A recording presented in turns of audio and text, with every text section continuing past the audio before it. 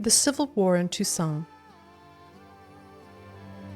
The year 781 marked the final end of Elven rule in Toussaint, the closing of an era that had lasted over 1,500 years.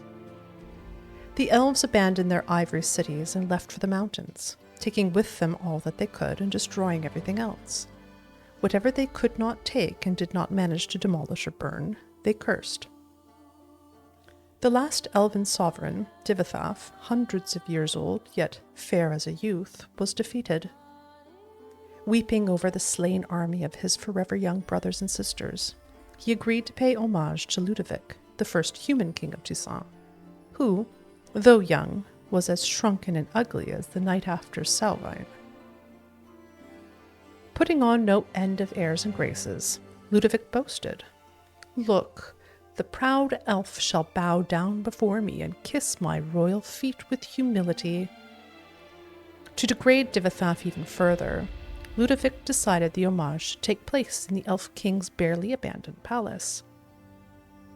The throne on which Ludovic now boldly lounged bore still smoldering marks from the fire set by the elves, who had sought to burn the whole palace down as they left.